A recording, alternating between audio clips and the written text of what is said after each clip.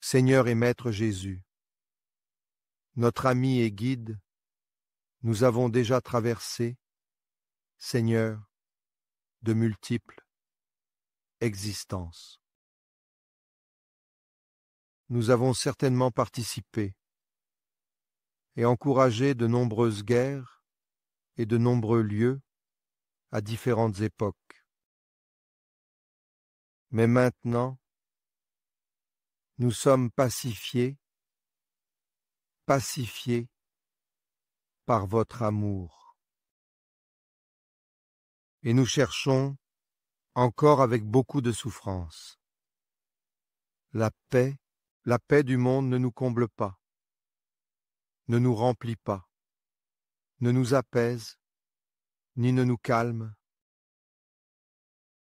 Mais tu es la paix du monde. Tu es le chemin de la vérité et de la vie. Et ainsi, nous te cherchons pour combler le vide de notre âme, le grand vide existentiel. Maintenant, nous sommes tous éveillés, Seigneur, et nous cherchons, à travers la doctrine spirite, à répondre aux questions, aux interrogations de nos cœurs, aux raisons de nos souffrances, des douleurs, des vicissitudes de la vie. Vous nous avez donné un grand cadeau, le spiritisme, qui apaise, tranquillise, guide et nous conduit à travers votre évangile. Bénis-nous en cette nuit, Seigneur, si je me connais, aujourd'hui et pour toujours, et que cela soit ainsi.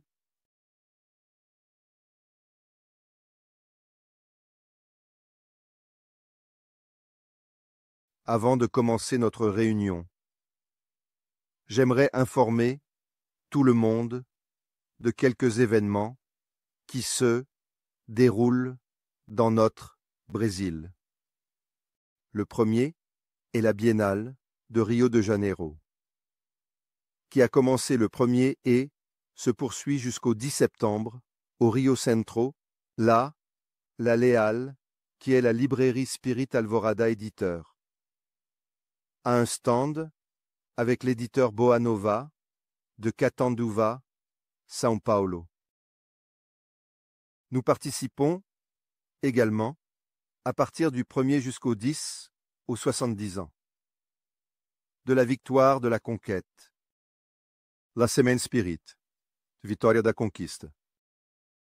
L'ouverture a eu lieu le 1er, avec Jorge et la hâte, et elle est diffusée par la TV web Mansão do Caminho. La TV web Mansão do Caminho fait également une diffusion intégrale de tous les jours de la Semaine Spirit, et le thème de la Semaine Spirit est Évangile et vie. Divaldo fera une intervention le 9 samedi de 9h à 12h. Divaldo Franco avec Alberto Almeida, docteur Alberto Almeida. Il participera également à la clôture de la Semaine Spirit, qui aura lieu le 10 septembre de 11h à 12h dimanche. Aujourd'hui, nous procédons au lancement officiel du livre Jésus et nous, qui est de l'auteur du docteur Adolfo de Menezes Cavalcante, Dr. Bezerra, et qui est de la médiumnité de Divaldo Franco. Quelques messages psychographiés, quelques messages de psychophonie. Mais, avant de parler du livre, je voulais parler de cet autre livre ici. Il a 33 ans. Engagement illuminatif. C'est aussi un livre de la psychographie de Divaldo, par l'esprit du docteur Bezerra de Menezes Cavalcanti. Ce livre contient 35 messages et devrait être à ça 7e édition de 2021. C'est donc un très beau livre aussi. C'est un livre qui est très recherché. Celui-ci, Au nom de l'amour, la médiumnité, avec Jésus. C'est le livre de la Fédération Spirit brésilienne. Il est à sa 2e édition. Et il contient dans la première partie des mots prononcés par le médium Divaldo Franco sur la pratique médiumnique. Et dans la 2e partie, il y a des interviews. Il y a 2 interviews avec Divaldo, avec l'équipe de médiumnité de la Fédération Spirit brésilienne, et aussi une interview accordée par Divaldo aux membres du Conseil fédératif national. Et la 3e partie sont des messages du Dr Bezerra et ont été reçus par le médium Divaldo Franco. Alors, aujourd'hui, c'est notre livre « Jésus et nous ». Ce livre, le préface du Dr Bezerra, a été écrit lors d'une réunion médiumnique il n'y a pas longtemps. C'est un message qui vaut le livre. Jésus et nous, le 10 juillet. Ici dans la salle, qui se trouve dans le bâtiment annexe. Nous avons nos salles médiumniques. Alors, une nuit, le docteur Bezerra, le 10 juillet, et a donné ce message de Jésus et nous. Alors, la préface est exubérante et c'est aussi une œuvre assez significative que nous lançons donc aujourd'hui. Alors maintenant, je passe la parole à l'auteur, l'un des auteurs, qui est Divaldo Franco, qui a fait la psychophonie de plusieurs de ses messages et quelques psychographies.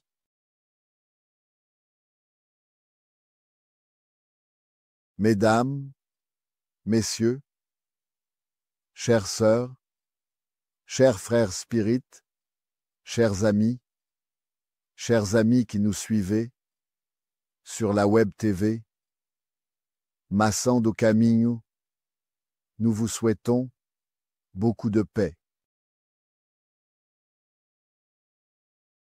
Je souhaite présenter mes excuses de ne pas être en bonne santé, comme on pourrait le souhaiter.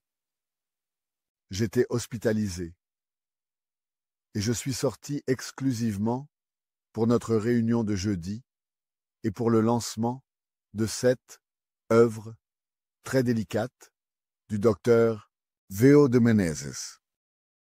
Il est probable que pendant notre conversation, car le cœur de la médiumnité sera ouvert à tous ceux qui souhaitent servir l'humanité à travers les ressources de la doctrine spirite. Au moment où le directeur de l'hôpital signait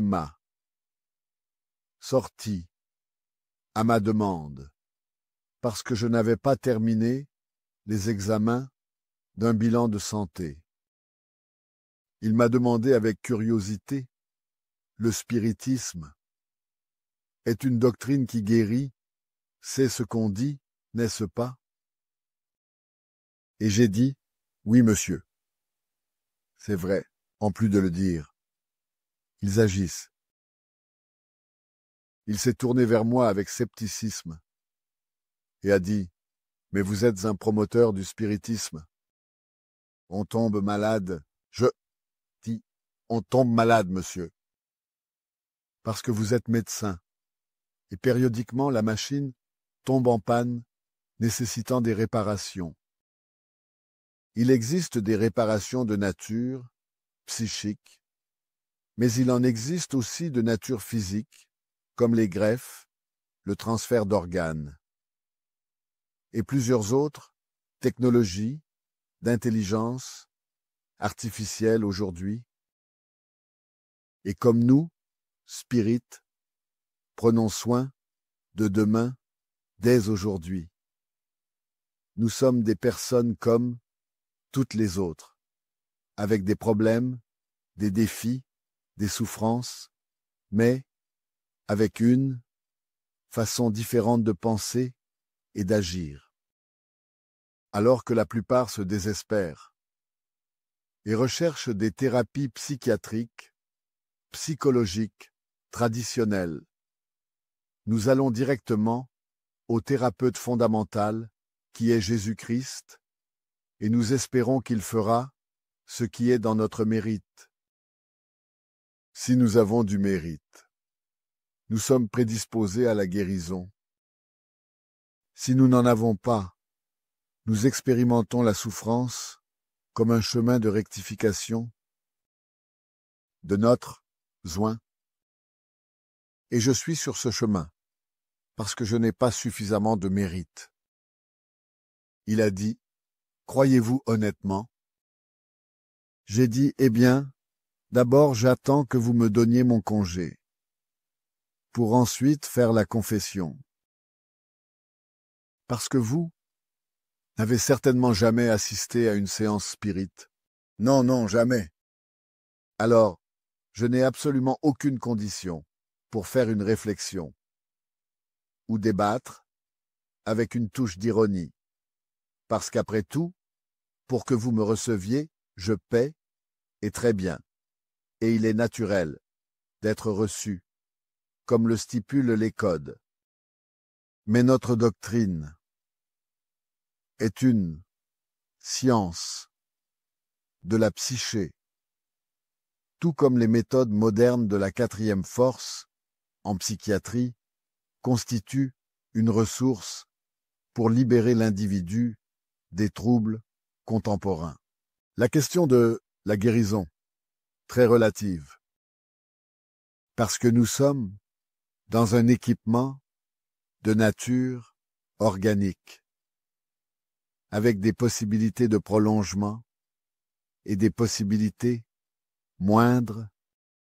Il est naturel qu'à 96 ans, en bonne santé, vous allez constater que je n'ai aucune maladie. Et que faites-vous ici? Cherchant la confirmation scientifique de ce que le spiritisme me dit. J'ai eu le Covid et je suis resté avec quelques séquelles depuis 1 an. Pendant 1 an, j'ai essayé les ressources psychiques et maintenu tout l'optimisme possible. Après cette année, je me tourne donc maintenant vers la science d'Hippocrate pour vérifier si un boulon peut être remplacé, si une pièce peut être remplacée, ou alors si un signe de libération peut être donné. Et il a dit quel est le signe de libération, avec le certificat de décès.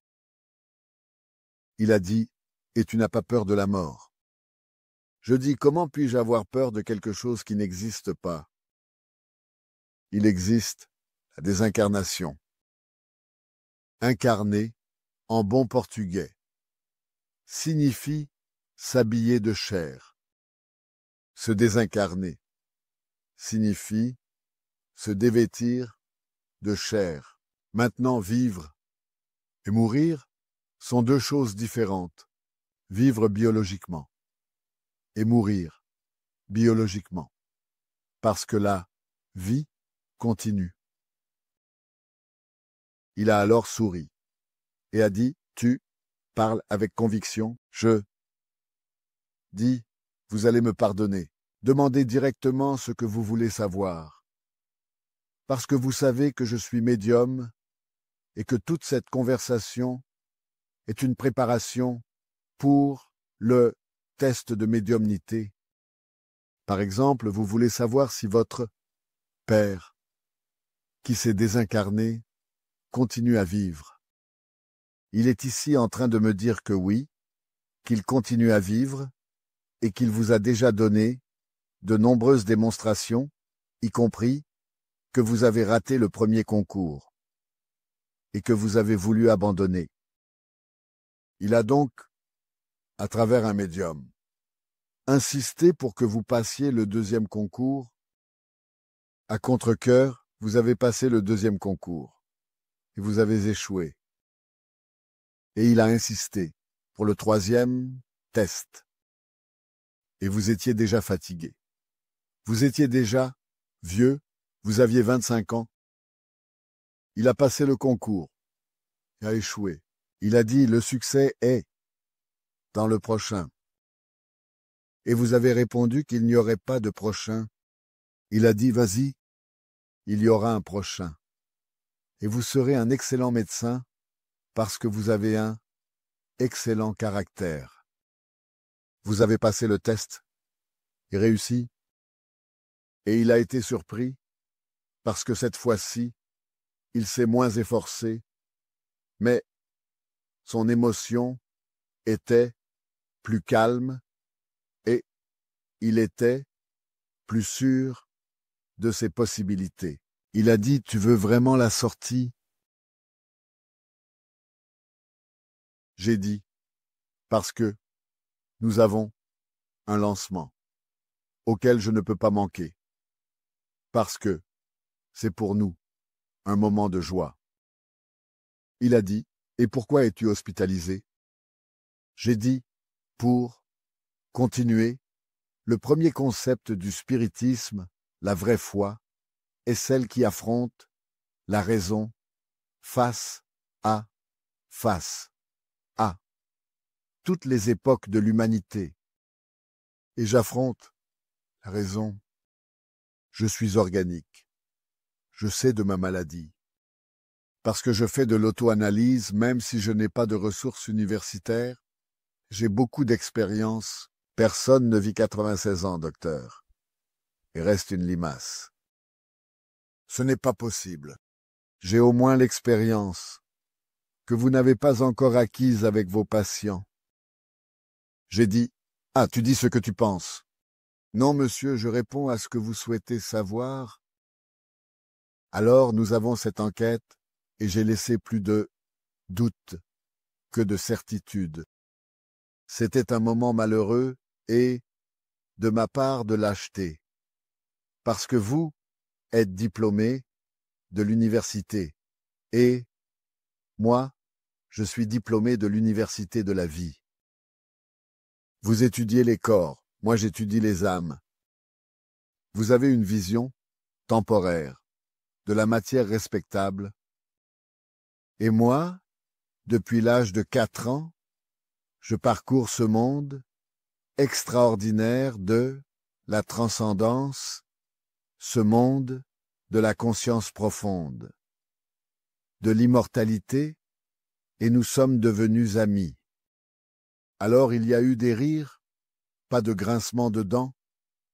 Il y a eu des étreintes, et il a dit, après avoir accompli votre devoir à Salvador, venez terminer les examens. Ceux-là ont déjà terminé, car le doute que j'avais, vous allez le confirmer dans quelques jours. Et alors, j'ai constaté, tranquillement, une fois de plus, l'excellence d'une doctrine religieuse qui enseigne à l'individu à croire en lui-même et à réaliser sa propre quête. La vision moderne de la médecine n'est plus de donner des dragées, injectables ou autres. L'intelligence artificielle nous a appris ce que Hippocrate avait déjà dit 400 ans avant Jésus. Il n'y a pas de malade, de maladie. Il y a des malades. La question est le conflit de l'être et de l'esprit. Comme à l'époque, Hippocrate ne pouvait pas le formuler autrement, il a établi que le corps est l'habillement de la vie pour une marche dans le processus de l'évolution. Il a alors dit, « Vous, connaissez-vous cela ?» Je dis, « Mon Dieu, c'est dans le petit livre. » Alors, en tant que bombéen, je dis, « C'est dans le petit livre que n'importe qui peut lire. » Moi aussi, j'ai lu, « Il n'est pas interdit de lire. » Alors nous sommes devenus de meilleurs amis. Mais je ne sortirai plus de l'hôpital. Je suis tombé du 20e étage. Maintenant, je n'ai plus de retour. Mais je veux dire que la doctrine spirite, mal comprise, mal diffusée, même dans cette actualité de la logique, de la technologie de pointe, des microparticules et du macrocosme, est encore si ignorée que c'est lamentable, car la grande presse et d'autres doctrines religieuses se sont chargées pendant très longtemps de marquer la médiumnité avec la superstition de la sorcellerie. Les phénomènes médiumniques sont considérés comme issus de l'ignorance populaire et des esclaves, ceux qui montrent qu'ils ne connaissent absolument pas cette doctrine scientifique. Car notez qu'à partir des débuts de la culture humaine, vers le 7e siècle avant Jésus-Christ, la philosophie en Grèce se débattait déjà avec la question suivante. Qu'est-ce que la vie? Pourquoi meurt-on? Quelle est la principale fondation de la vie? Après de nombreux débats, la psychologie contemporaine est venue apporter les réponses que le grand père de la doctrine médicale n'avait pas pu fournir. Le grand objectif de la vie est de connaître la vie et de bien vivre. Ce n'est pas vivre bien parce que le mal, le vulgaire, l'individu sans scrupules vit bien.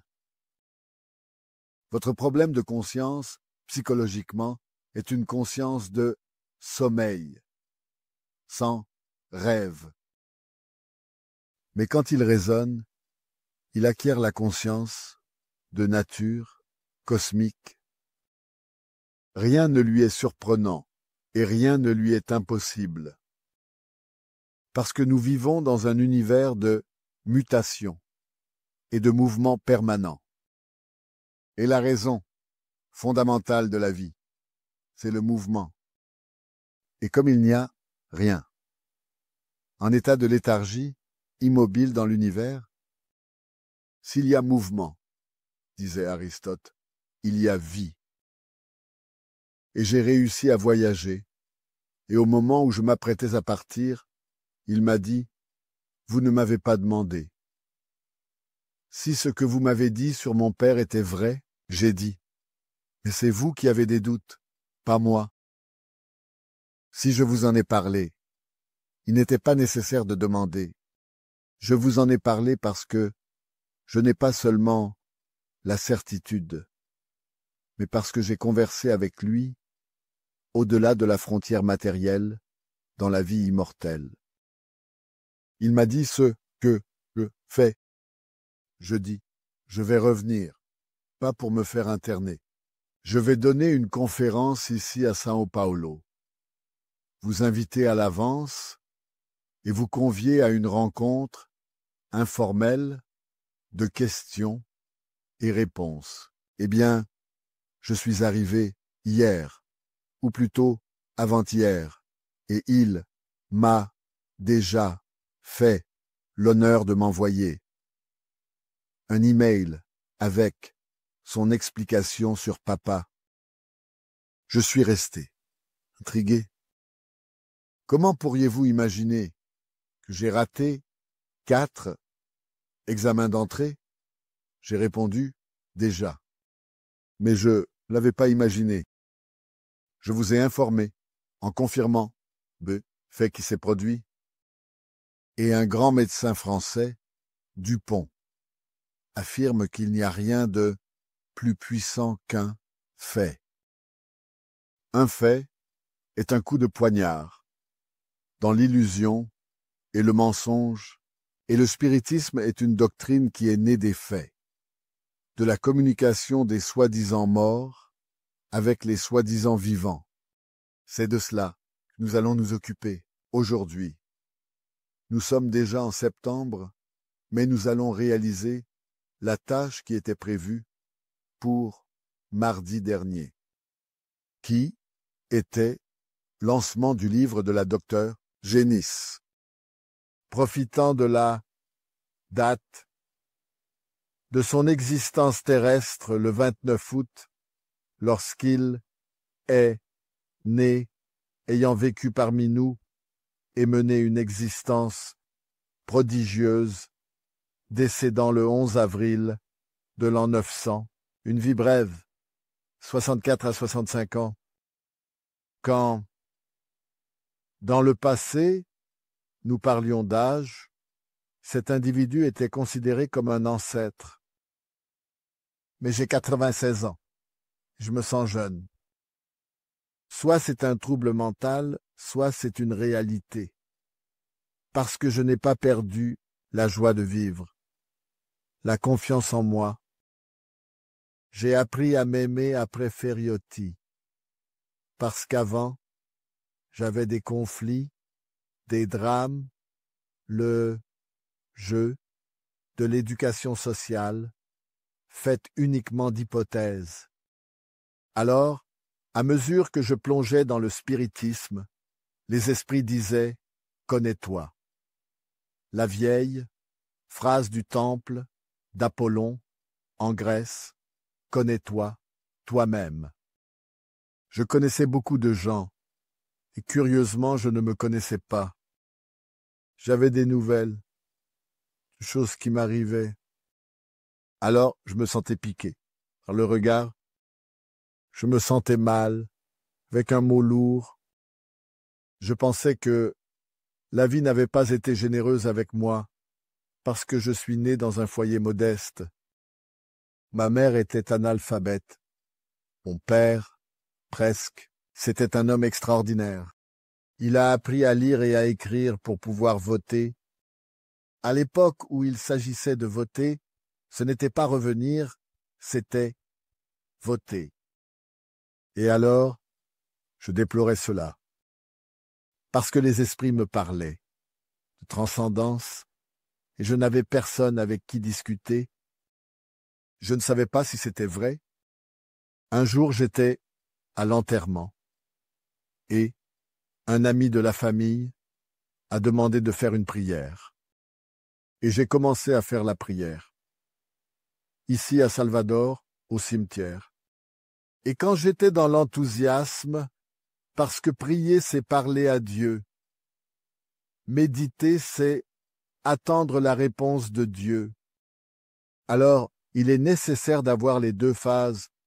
Quand je me livrais à Dieu, un esprit est apparu et m'a dit « Regarde, quand tu auras terminé, suis-moi, car je veux te montrer quelque chose de très intéressant. » J'ai terminé la prière.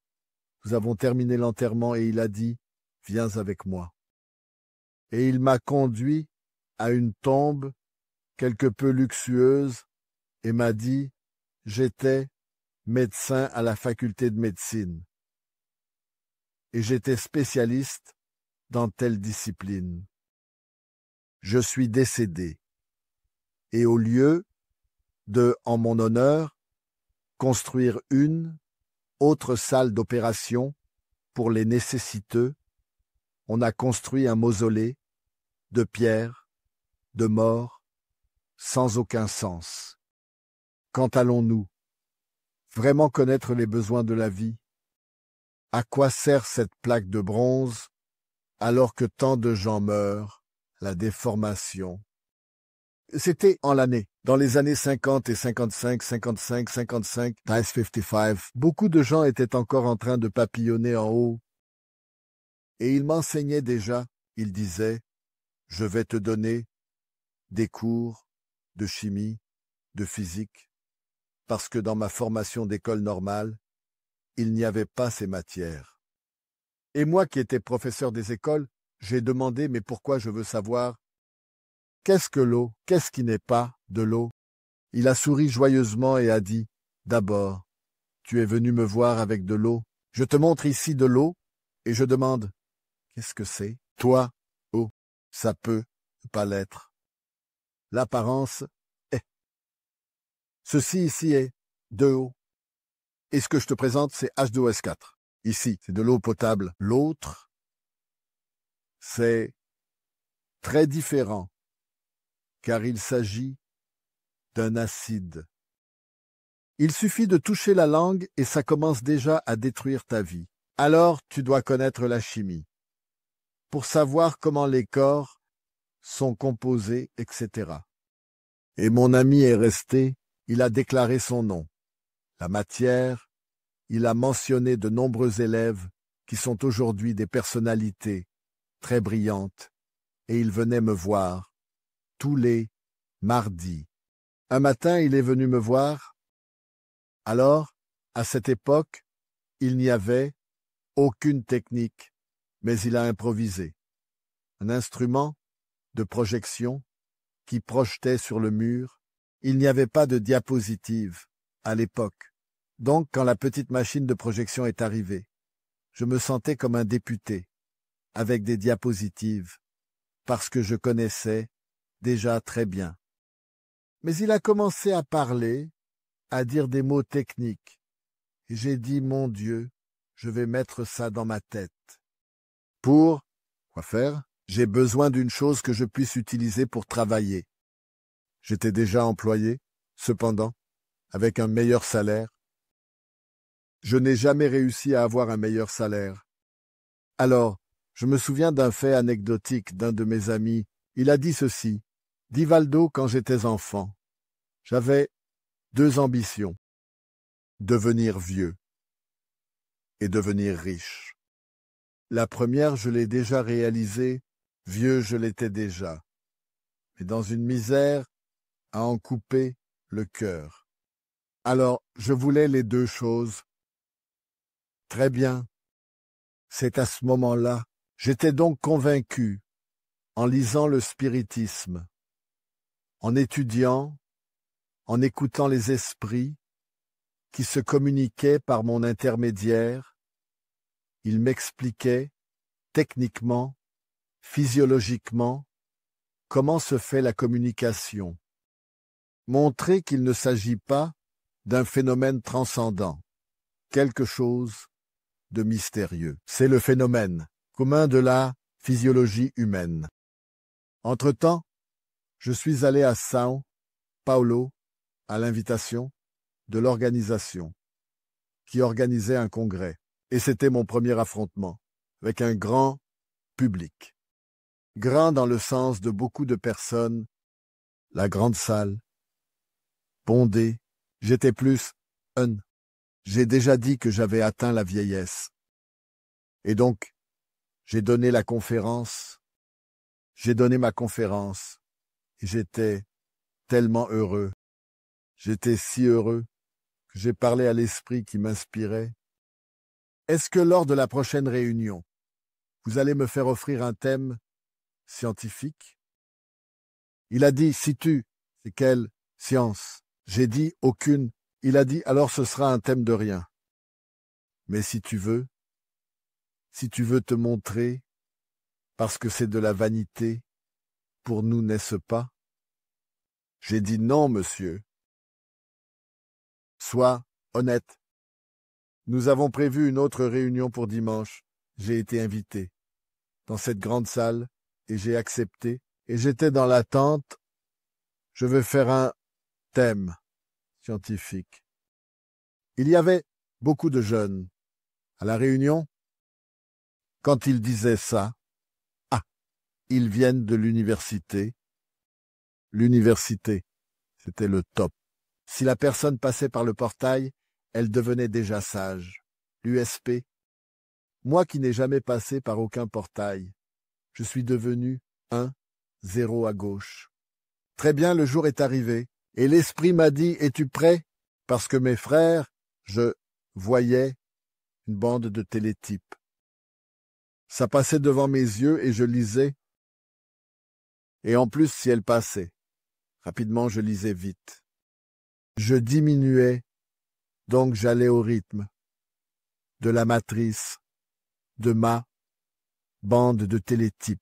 L'esprit m'a dit, aujourd'hui nous allons parler d'un sujet très délicat. Vous connaissez l'évolutionnisme de Charles Darwin, vous connaissez. la question biblique, le créationnisme, mais vous ne connaissez pas le transformisme. J'ai dit, Ave Maria, qu'est-ce que ce transformisme? Mais j'ai fait semblant de savoir. Ah, d'accord. C'est avec lui que nous allons commencer. Il y a eu les présentations, je me suis préparé. Il y avait des signes que je pouvais identifier que les esprits étaient déjà arrivés quand j'ai vu l'ouverture. Verbes ipsis. Malgré les immenses conquêtes de l'anthropologie, de la paléontologie et de la physiologie, ce n'est pas seulement à Charles Darwin que cela doit, mais il y a... Alors j'ai vu un autre nom. Je connaissais le nom, mais je n'étais pas sûr. Alors j'ai dit, malgré les conquêtes de Darwin, il y a la naissance de la doctrine, de la recherche scientifique. Et je veux parler du transformisme, surtout à propos de l'un des pères du transformisme.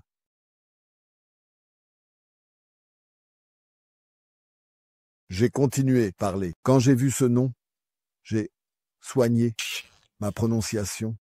J'ai soigné ma prononciation. Je l'ai mal prononcé. Alors j'ai entendu dire comme ça. Poulpe. Bien, le nom est tel, mais je n'ai pas perdu la langue, c'est-à-dire tel. Et là j'ai dit, il y avait 9 noms. Il veut un manque de charité. Certains en allemand. Il est arrivé un moment où j'ai dit ainsi, mon Dieu, en espagnol, j'ai encore honoré. Alors l'esprit dictait des mots. Je faisais une pause. J'écoutais le son. Je disais. Je regardais le personnel de l'USP. Alors l'USP haussait les épaules et disait ainsi, d'accord, c'était ma première conférence. À partir de là, j'ai osé relever les défis, puisque, me connaissant, connaissant mes possibilités, connaissant les exigences pour un bon phénomène médiumnique, j'ai réussi à développer des thèmes doctrinaux basés sur Allan Kardec, le codificateur, dans la science la plus moderne, et disons, dans les sciences à venir. À la fin, quand je terminais, j'ai vu entrer un homme avec une barbe blanche, vêtu d'un habit en lin de couleur marron, avec 3 boutons, et la main, ici, entre les boutons. Il est venu en marchant, s'est approché de moi et a dit, « Aujourd'hui, nous allons commencer une longue histoire. » J'étais là extrêmement enthousiaste. J'ai dit, bien sûr, je suis Bézéra de Ménézès. Je ne me suis pas évanoui, parce que je ne m'en suis pas souvenu. Pourquoi le docteur Bézéra de Ménézès se déplacerait-il pour aller au auditorium et me donner une nouvelle pareille? Je dis, ça doit être une entité qui veut me ridiculiser. Je ne vais rien dire à personne. Je commençais à le voir. Il apparaissait, fréquemment, me donnait des nouvelles, quelque chose historique. Il est né au Ceará, dans un petit endroit appelé Riacho do Sangue. Aujourd'hui, c'est une municipalité que l'ACAPEMA ordonnée et qui s'est pratiquement transformée en ville. Et alors, nous sommes devenus amis, mais en moi est resté le doute. Parce que tout médium doit faire attention à son propre caractère. Est-ce que je suis en mesure de me synchroniser avec les esprits élevés? Parce que la question est, avec qui tu marches correspond à qui tu penses. Si tu penses de bonnes choses, des esprits bons te suivront. Si tu penses la vulgarité, tu attireras des choses similaires. Similaires semblable se guérisse. La thèse donne une apathie semblable, guérit. Alors, semblable se confondent, les différents réagissent et les favorables s'entrelacent. Par exemple, je voyage à Uberaba, 3 mois plus tard. Et là, à Uberaba, en discutant avec lui d'autres choses, il m'a dit « Divaldo, je vois ici avec nous le docteur Bezerra de Menezes. Moi, je dis il est venu donner une réponse. Il me dit qu'il n'y a aucune raison de douter. Ne te considère pas comme une personne de peu de valeur. Ce qui importe avant tout, ce sont les intentions. Il ne sert à rien faire semblant d'être bon, avoir une conduite d'une certaine manière et une pensée d'une autre. Alors il va écrire une page pour servir de guide jusqu'à la mort. Et il a écrit Confirmation. C'est ainsi que j'ai connu cet esprit merveilleux qu'est le docteur Bezerra de Menezes. Mais comme la biographie est très monotone, je vais ajouter quelques éléments pour que ceux qui ne le connaissent pas commencent à l'aimer. Le docteur Bezerra était un homme normal, médecin, il a été homme politique, a exercé une fonction publique et avait un cabinet. En plein cœur de Rio de Janeiro, dans la rue 7 de Setembro. Et il s'occupait des gens. Mais la zone était peuplée de personnes pauvres. Et la plupart ne pouvaient pas payer. Il avait une famille, il habitait à Tijuca. Et il déplorait profondément devoir s'occuper de ce nombre énorme de personnes dans le besoin le plus extrême. Alors, il a décidé de ne pas faire payer, de laisser à chacun le soin de donner ce qu'il voulait. Quand la consultation se terminait, le docteur disait « Combien ça coûte, mon fils? Tu donnes ce que tu veux. » Et c'est de cette manière qu'il a fait le premier pas de sa vie en esprit, car il souffrait beaucoup d'érysipèle et était homéopathe. Habitant à Tijuca, il avait un ami qui fréquentait un centre spirit à Niterói. Mais il était catholique, profondément catholique. Et un certain jour, l'ami frappa à la porte et dit à Bezerra « Je vous vois souffrir avec cette désespérance. Lors de la séance médiumnique d'hier, j'ai fait une consultation pour vous, sans votre permission.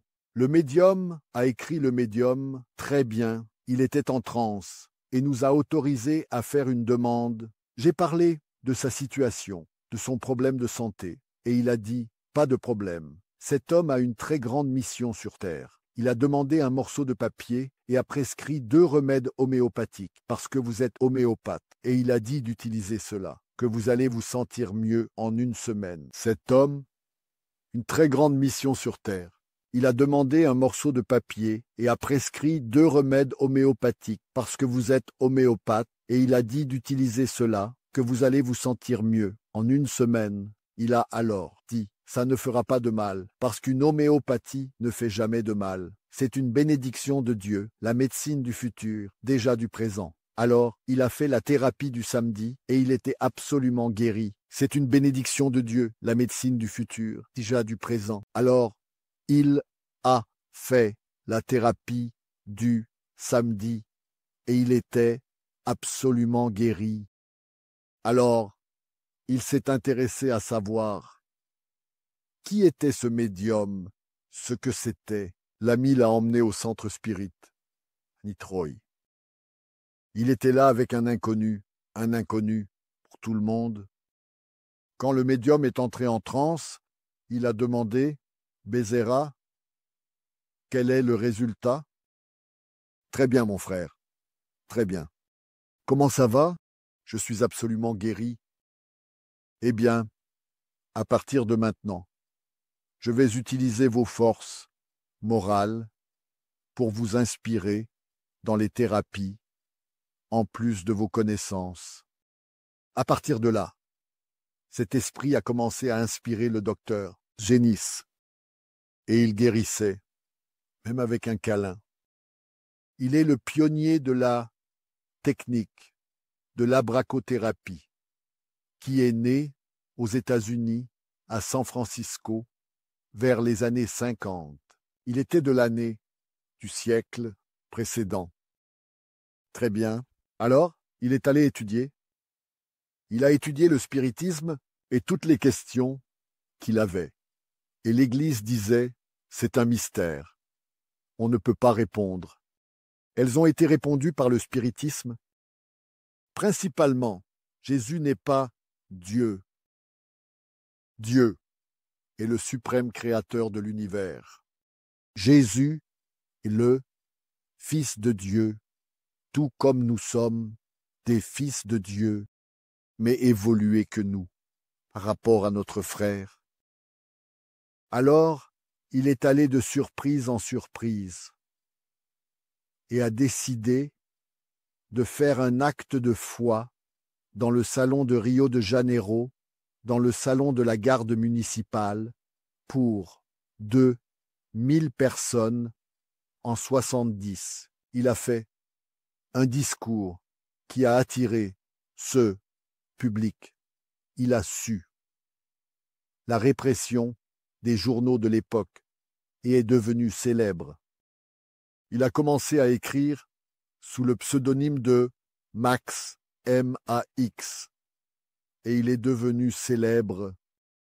Mais son jour a été quand une dame, à ses côtés en pleurs, a diagnostiqué le problème. Et je lui ai dit qu'en bas, il y avait une pharmacie où elle pouvait acheter quelque chose. Elle a dit, mais docteur, je meurs de... Hein? Ça fait 3 jours que je ne mange pas, même pas des déchets. Il a dit qu'il n'avait jamais vu une scène comme ça et que sa maladie était plus due à la faim, à la malnutrition qu'à autre chose. Il a alors fouillé dans ses poches, mais il n'avait rien. Mais à cette époque, les gens portaient des bagues de diplôme. S'il était médecin, il portait une bague avec une pierre verte. S'il était professeur, comme moi, il portait une pierre rouge, et ainsi de suite. La mienne n'était pas rouge, c'était une pierre quelconque, mais moi aussi j'en ai eu. De temps en temps, je regardais cette pierre de plage.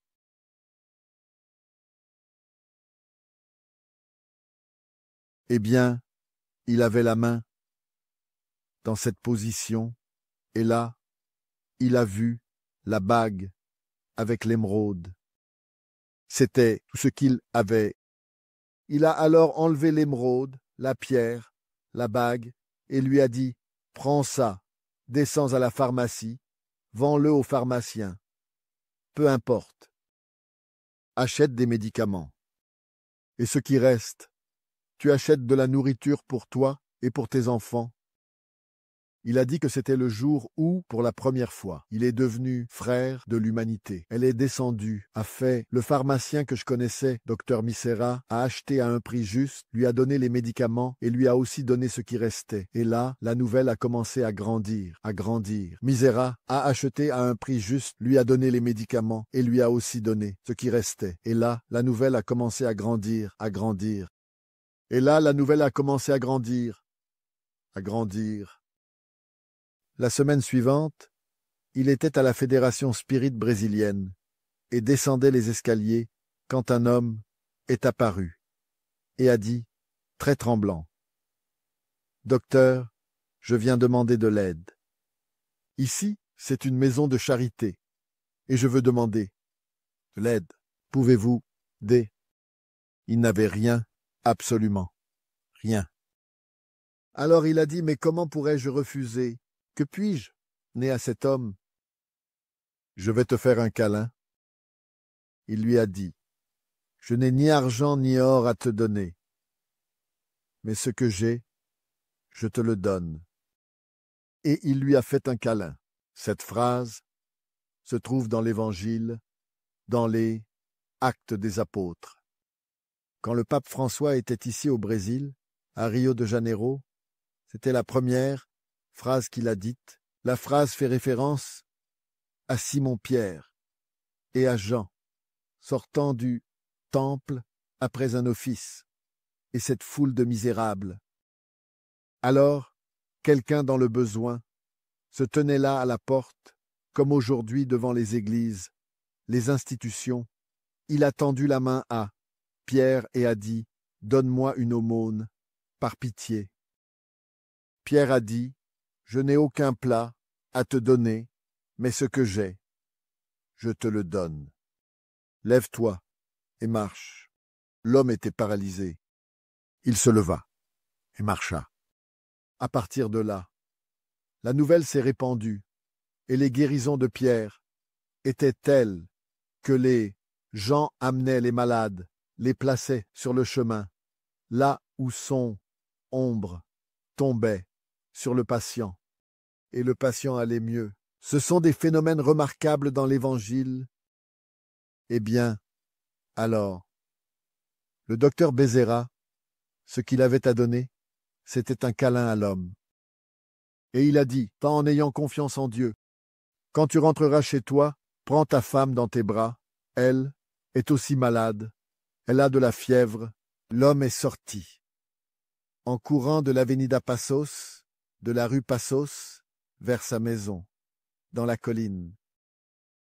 Une semaine plus tard, alors qu'il descendait les escaliers à la même heure, il y avait un homme qui l'attendait, bien habillé, et il lui a demandé « Vous vous souvenez de moi ?»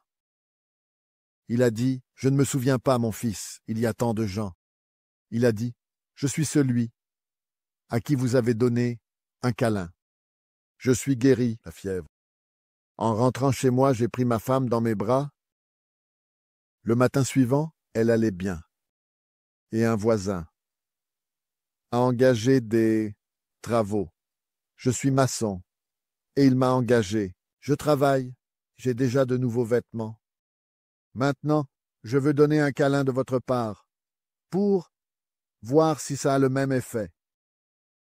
Le docteur Bézéra a dit « Mes maladies viennent de l'âme.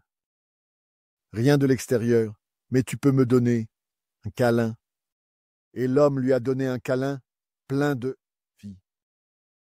Alors, si c'est pour donner une idée du docteur Veo de Menezes, cet homme remarquable avait un fils, parmi d'autres, qui était obsédé. Bien qu'il ait guéri des milliers de personnes, il n'a pas guéri son propre fils. Pourquoi pas? Parce que le fils avait dette.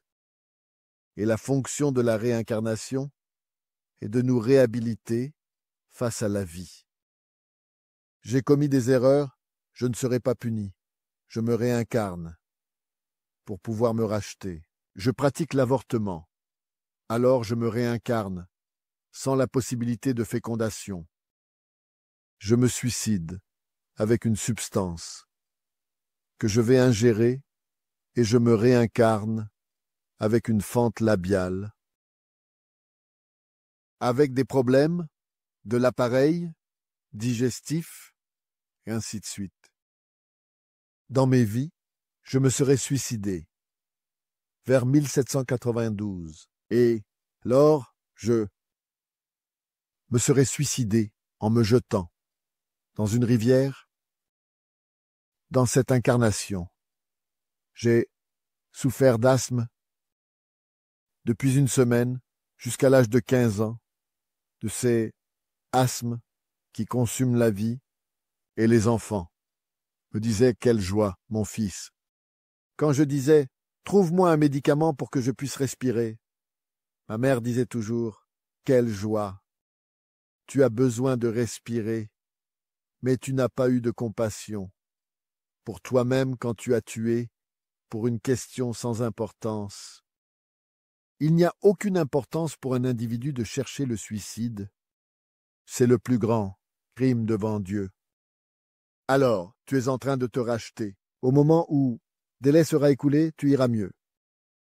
Eh bien, mes amis, j'ai utilisé la théasa de vautour en infusion. En buvant du thé, ces choses du peuple, une aile de vautour grillée, lourde. Mais je ne pouvais pas savoir. Mais c'est ta mère. J'ai pris une semaine. Et ma mère a dit, mon fils, je ne pouvais pas le révéler. Alors j'ai dit, c'est la confusion du peuple. Tu prends une aile de vautour. Quelle imagination formidable. Si tout le monde qui a de l'asthme prenait l'aile de vautour, ce serait fini. Ce serait un désastre pour nous. Eh bien, j'ai été radicalement guéri avec la marque. Ma marque est sur l'appareil phonique. Une, tout. J'ai toujours une, tout. Tout quand on est pauvre, parce que quand on est riche, il faut avoir un raclement de gorge. Alors j'ai en raclement de gorge de l'anglais. Je trouve ça tellement. Mais quand on est pauvre, c'est cette chose horrible. J'en ai, et c'est exactement cette cause que je cherche à éradiquer maintenant, au moment de la mort. Au moins chanter comme ça, Alléluia. Juste au moment de la mort, les gens pleurant, moi aussi. Je ne sais pas si c'est de la joie ou de la tristesse, mais ça va être ce chagrin. Et moi en train de dire au revoir, Dieu va me donner l'aile de vautour pour voyager. Dans le monde spirituel, vous pouvez voir le docteur Misera et indescriptible. Chico Xavier m'a dit que le 11 avril 1950, les esprits ont annoncé qu'il y aurait une réunion dans le monde spirituel d'une valeur inestimable, car les guides spirituels du Brésil allaient rendre hommage au docteur Bezerra de Menezes, un hommage. Et Chico était invité à y aller en désincarnation. Ce phénomène de désobéissance psychologique, de la psychologie. Et il est allé... Je vais résumer, parce que c'est une longue histoire.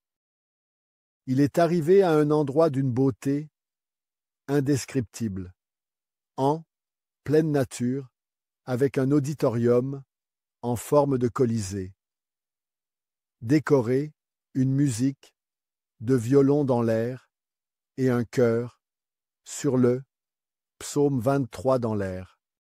Il y avait 200 voix d'enfants, et 5000 personnes, incarnées et désincarnées, avaient été invitées à cette solennité dans l'au-delà. Combien d'entre nous avons des rêves de cette nature flottante? Mais ils sont le dédoublement de la personnalité, et Chico y est allé. C'était la solennité a été ouverte. Docteur Bezerra, les entités vénérables. Il y avait une table d'honneur. Et alors il entre, il est applaudi, comme ici sur terre. Et les discours commencent. Celui-ci parle, celui qu'il chante, etc. Quand vient le tour du docteur Génis. Il se lève, regarde l'auditoire et dit « Je ne le mérite pas. Je suis comme une poussière. Si j'ai du mérite, c'est la persévérance. Je remercie la Mère très sainte. Il était dévot à Notre-Dame. Je remercie la Mère très sainte pour l'opportunité qu'elle me donne de rester dans le monde spirituel, à travailler pour les créatures humaines. Et avant cela, il a fait une péroraison qui, comme je l'ai entendu, a captivé tout l'auditoire. À ce moment-là, une grande lumière descend dans le lieu déjà, féeriquement illuminé, et apparaît l'être angélique. Quand il était incarné, l'Esprit se communiquait au nom de Marie très sainte. C'était une jeune femme qui a vécu 16 ans sur terre, Célina, et elle lui passait des messages concernant la Fédération Spirite brésilienne, la charité. Enfin, il était un homme au-delà du titre de médecin. Des pauvres, il était respecté en tant que politicien, en tant que citoyen, etc. Et alors cette lumière souveraine envahit et apparaît l'esprit de Célina. Elle apparaît et dit « Adolfo, la mère de Jésus te dit que tu peux te réincarner sur n'importe quelle planète du système solaire. » Alors, elle m'a demandé de me renseigner sur lequel d'entre eux tu aimerais avoir ta prochaine réincarnation. Il a dit « Mais qui suis-je pour cela ? C'est la bonté de la Très Sainte. Je remercie profondément. Mais je peux faire un vœu. J'aime tellement ceux qui souffrent que je ne me réincarne pas. Je préférerais rester de ce côté-ci pour aider l'humanité. Je demanderai à la mère du Christ de me permettre de rester dans le monde brésilien sous les lumières mystérieuses de la croix du Sud, tant qu'il y aura de la douleur et de l'ombre sur les terres du Brésil. J'aimerais rester de ce côté-ci, aider. Et ce n'est que lorsque le Brésil sera un pays heureux que je me réincarnerai n'importe où. Tout le monde sera empaqueté. Alors, Célina a disparu et une énorme main a écrit dans l'air « La demande a été accordée. Tu resteras comme l'ange gardien du Brésil. » Et depuis ce jour, du 11 avril, Bezerra de Menezes est un ange. Toute institution spirite a une tendresse particulière pour lui, parle de lui, et il a été nommé l'un des guides spirituels du Brésil. Le guide est l'ange Ismaël, et il est une sorte de conseiller de l'ange Ismaël. Cependant, ce n'est pas tout. Il a commencé à participer aux grandes réalisations nationales, notamment lors de la Révolution du 31 mars et en ces jours difficiles, pour éviter les tragédies, pour diminuer les douleurs, trouver des palliatifs ou des thérapies pour la pandémie qui est maintenant endémique, fait partie des maladies habituelles. Alors, il est toujours actif, secourant comme un véritable ange de lumière. Alors, il est accompagné par presque 200 médecins désincarnés pour aider les personnes qui lui demandent secours, les personnes qui se tournent vers lui, des médiums qui nécessitent beaucoup de vigilance pour recevoir des passes, pour en donner. Et maintenant, je peux affirmer qu'il n'est pas seulement l'un des mentors du Brésil, mais de toute l'Amérique latine, parce que là où il y a un Brésilien spirit, et qu'il est pratiquement partout dans le monde, la figure de Bezerra de Menezes est évoquée à travers les phénomènes extraordinaires pour le bien qu'il a fait, pour la miséricorde qu'il étend, pour l'affection et l'amour qu'il donne à toute l'humanité. Alors, docteur Miseya, il n'est plus seulement le médecin des pauvres, l'ange du bien et de la charité. Il est l'envoyé de Jésus pour que la fraternité fleurisse, que la charité se déploie et que nous nous sentions soutenus. Je vous avoue que, chaque fois que je tombe malade, la première prière est pour Jésus, lui demandant, si possible, que le docteur Bézéra m'accompagne. Et pour mon âge, je jouis d'une santé impressionnante. Je n'ai aucune maladie de personne âgée.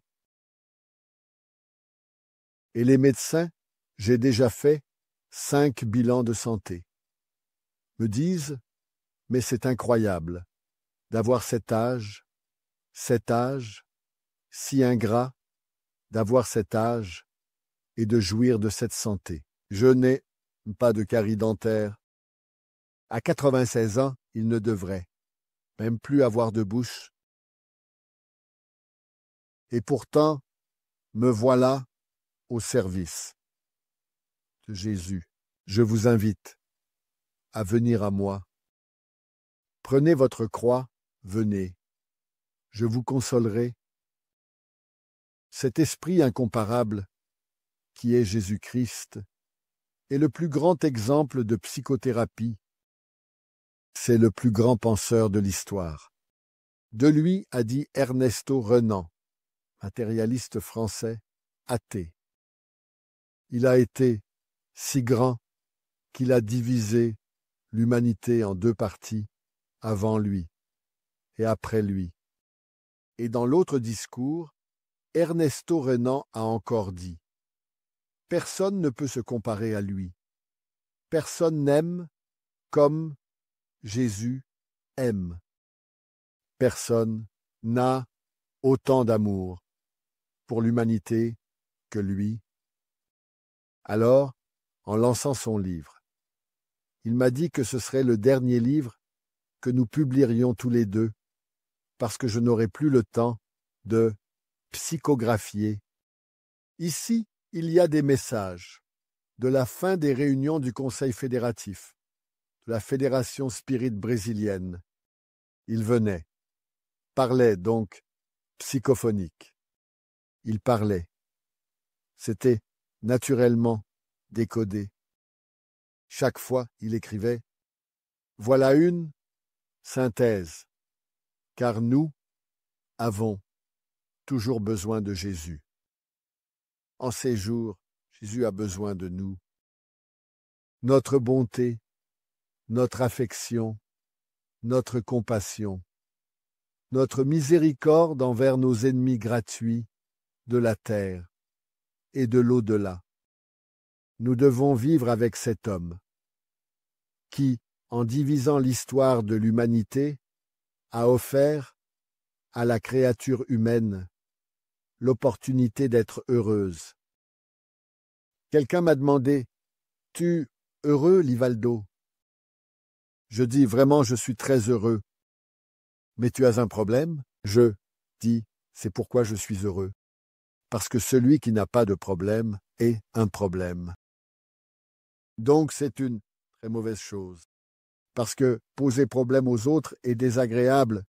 Et moi, non, je n'en ai pas maintenant. Il y a quelques problèmes extérieurs qui viennent jusqu'à moi. Et au nom de l'évangile de Jésus, je note cela pour que ce frère de chemin puisse suivre et triompher. Ainsi, le lancement de notre livre est une chose très modeste, et j'ai essayé de donner à ce message un ton d'intimité pour que nous, quand nous rentrons chez nous aujourd'hui, prions, demandant à Dr Bézéra d'avoir compassion pour le Brésil en cette heure si sérieuse. Il resterait à nous aider jusqu'à ce que le Brésil soit heureux. Il reste peu, car nous sommes déjà dans la douleur. Et l'autre alternative est la joie, pour qu'il inspire les autorités, pour qu'il nous débarrasse de tant de conflits inutiles, pour qu'il nous donne la joie de vivre. Pour conclure, chaque jour, quand je me réveille, je vais à la fenêtre et j'ouvre la fenêtre pour voir si je suis désincarné ou incarné. Si la fenêtre s'ouvre, je suis incarné. Et encore aujourd'hui, quand je me suis levé, j'ai jeté un coup d'œil et je suis allé doucement. Je dis, je suis chez moi, désincarné, chez soi. Mais elle finit par dire « Divaldo, je suis totalement ouvert à ton cœur. » Alors j'ai dit « Alléluia ». Que notre vie soit un poème à la fraternité, que la douleur signifie une invitation à la réflexion, et que tout ce qui semble être le mal soit une bénédiction, aujourd'hui ou plus tard. Ainsi nous terminons nos petites paroles pour passer, comme Mario va l'expliquer, à l'élément utile.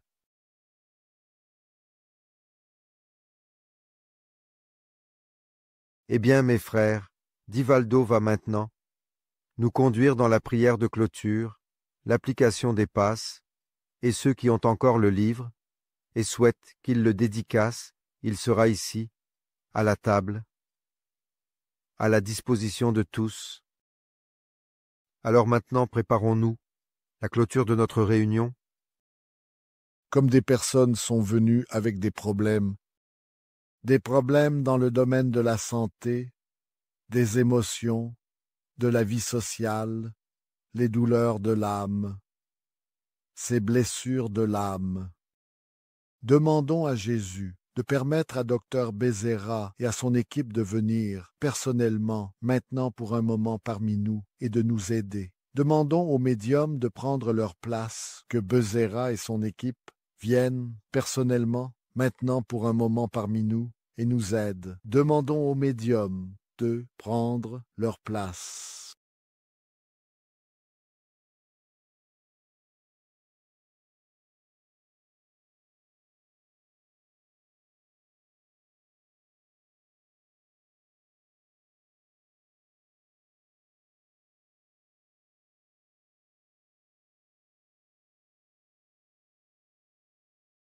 Notre divin ami, ta promesse d'amour, que tu ne nous abandonneras jamais, demeure, et nous avons la certitude que tu es avec nous. Soutiens les médiums qui vont donner leur propre énergie pour le bien-être de nous tous. Soutiens notre famille, ceux que nous aimons. Aide-nous, Seigneur, à trouver le chemin de la plénitude. Nous te demandons, pour chacun d'entre nous, ici présents, pour nos proches, pour nos ennemis. Nous te prions pour les esprits qui nous poursuivent, afin qu'ils voient la lumière. Et nous te demandons aussi de nous illuminer intérieurement pour discerner le bien du mal, le juste de l'erreur. Nous te supplions pour notre maison, afin qu'elle soit un sanctuaire, où ton nom et ta vie soient au cœur de nos préoccupations. Nous te prions. Aussi pour les suicidaires, les frères qui se sont précipités, se jetant dans l'abîme de la révolte. Nous te demandons en faveur de ceux qui prévoient le mal, afin qu'ils fassent un pas en arrière. Mais nous espérons sortir d'ici en flottant avec tes bénédictions. Donne-nous ta part à la maison, au travail, dans la société. Bénis le Brésil avec ta paix. Bénis notre eau pour qu'elle acquiert des propriétés sanctifiantes. Encourage-nous, s'il te plaît, dans la lutte. Fais-nous réfléchir à ce que nous avons entendu et permets qu'en ton saint nom, au nom de Dieu, de Marie très sainte, en ton propre nom, et celui des guides spirituels, nous clôturions notre réunion avec des vœux de paix pour nous tous. Notre session est bien terminée.